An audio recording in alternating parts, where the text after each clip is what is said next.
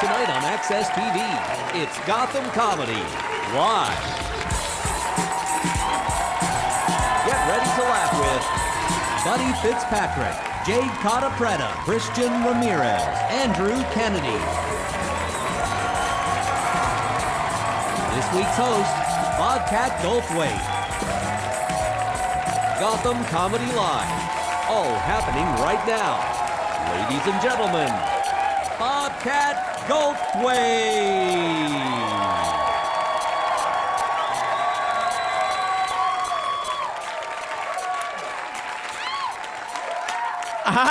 Hi, I'm Bobcat Goldthwait.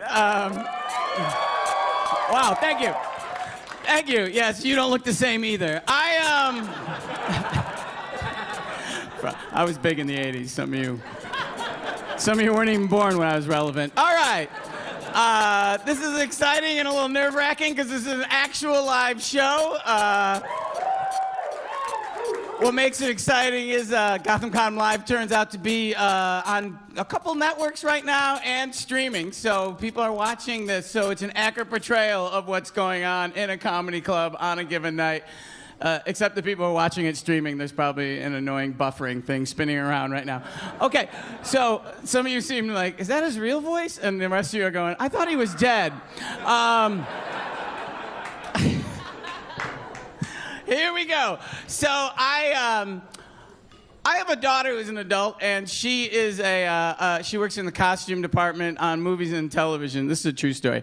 And she was working on a thing recently, and I got this text, an emergency text from her. It said, Dad, I have diarrhea. And I couldn't make it to the bathroom that I'm supposed to use, and she was working on this thing that Russell Brand was in. So she went into Russell Brand's dressing room. Some of you are ahead of me. And she used his bathroom. And she goes, I'm in his bathroom, and now he just came in, and he doesn't know I'm in his bathroom. And I have to go back to the set. What do? I said, make him feel awkward. When you finish, open the door and go, hi, Russell Brand. Sorry, I had to change my tampon. You know, Shark Week. And my daughter texts back, Dad, you're the greatest. I love you. Now, she thought I was trying to help her out of an awkward situation, but really I was like, what could I have her say so Russell Brand won't try to fuck her? Thank you.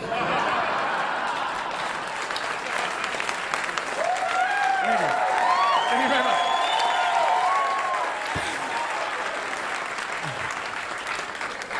So I'm sure some of you saw Wolf of Wall Street. If you haven't, spoiler alert. There's a scene in that movie where Leonardo DiCaprio's character, right out of the gate, does a bump of cocaine out of a woman's butthole. And, yeah, there's someone who's a fan of that, all right? I don't know, giving or receiving, but... So, the woman I was with when we were watching that scene said, do you think that's real cocaine? And I'm like... Seriously? That's where you have a problem with this? Because I know that's a real butthole. That's a real brown eye. That's not a computer-generated image of a balloon knot. That's a real... And I was trying to think, like, the shame of the whole thing is I don't remember the actress's name. Like, what do you have to do to impress me? I also envision her, like, coming home going, Mother, Father, I got a part in a Leonardo DiCaprio picture. Their hearts must have swelled with pride, you know.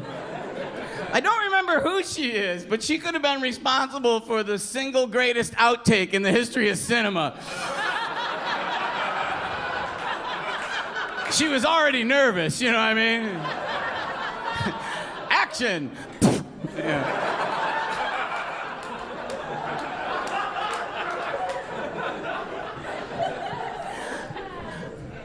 This is a true story. All the stories I'll tell are true. I was on a flight going from Los Angeles to New York City, and 2.5 hours into the flight, the engine blew up, and it was terrifying. You know, it was like, and then the plane started shooting straight towards. That's not the noise it made. Clearly, I'm not the black guy from Police Academy who makes funny noises.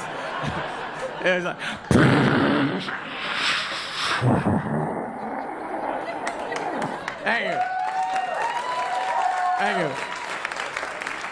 And then a rooster was on the wing.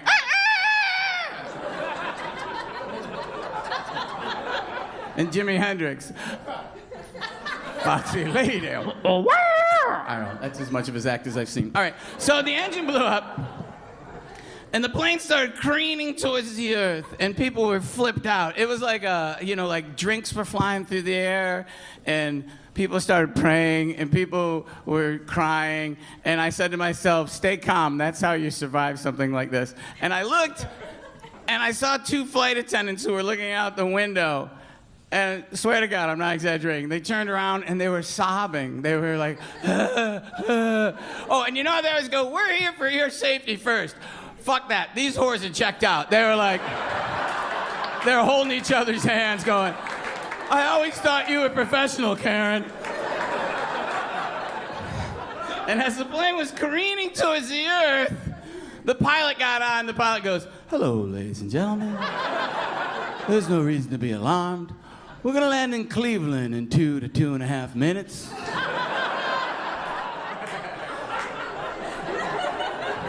His voice was the very reason to be alarmed, you know?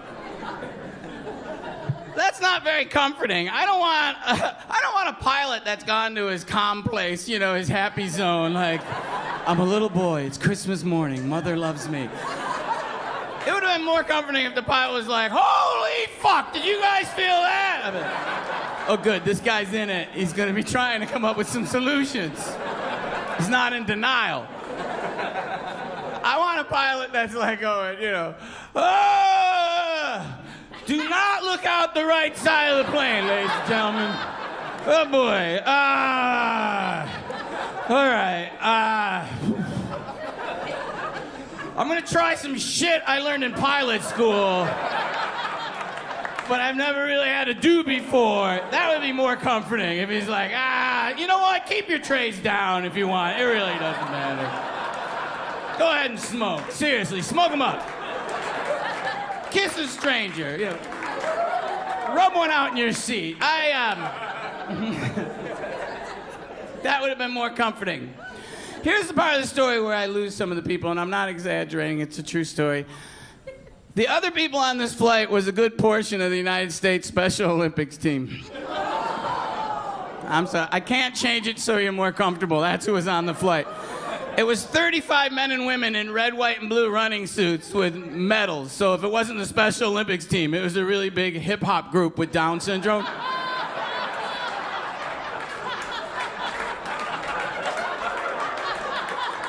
And as the plane was careening towards the earth, the pilot got on again, and the pilot goes, "Hello, ladies and gentlemen. This is your pilot. There's no reason to be alarmed. When we land in Cleveland, the runway will be covered entirely in foam. At the very end of the runway will be a fire truck." And I sat there and I thought, well, this is the end of my life. And I thought about my daughter, and I thought about my friends. And then clear as a bell, one guy in the back of the plane went, "Fire truck!" Swear to God. And I was the only one that gave it up. Like, I started laughing, I actually went from atheist to agnostic at that point. I was like, it might be.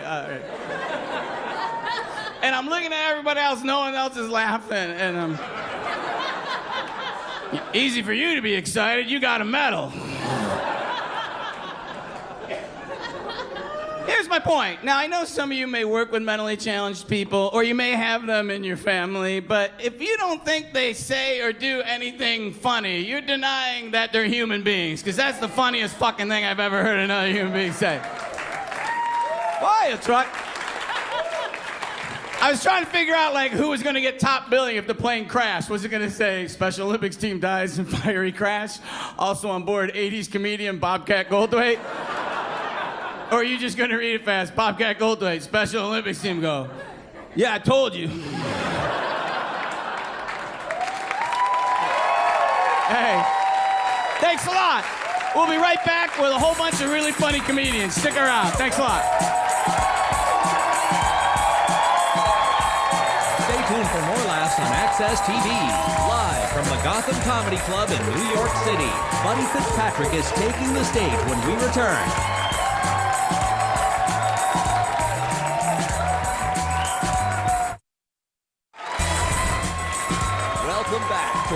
Access TV presentation of Gotham Comedy Live. More laughs happening right now. Hello! Thank you. Well, welcome back to Gotham Comedy Live. I am Bobcat Goldthwait, and coming up now to the stage is a comedian who stars in the new film called Rock Story. Please welcome the very funny Buddy Fitzpatrick.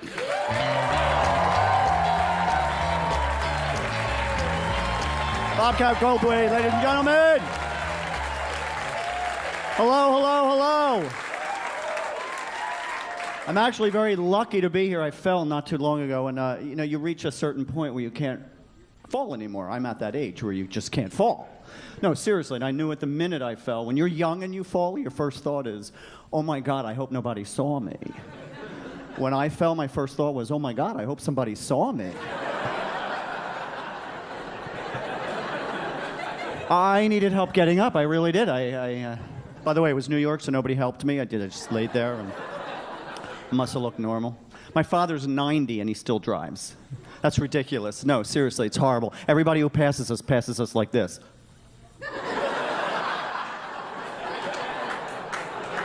Everybody, priest, infants.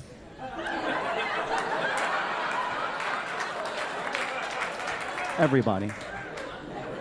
I have a new car and I hate it. It's a cheap car. It's got a baby horn. So whenever I blow my horn, it doesn't tell the other drivers how pissed off I really am. That really bothers me. You know what I mean? Somebody cuts me off. Hey, Rambo! Lady! It's horrible. It's just disgusting. I'm Talon! That's what my horn should say. I wish they made cars with like horn sounds around the wheel so we can choose the sound we need depending on the situation that we're in. That's a great idea. Wouldn't that be much more polite anyway? You're at a light, the light turns green, the guy in front of you is just sitting there. Ah, come on. Hey, hey, hey, hey, hey, hey, hey, hey, hey. Somebody tries to cut you off. See somebody walking, they stumble and fall.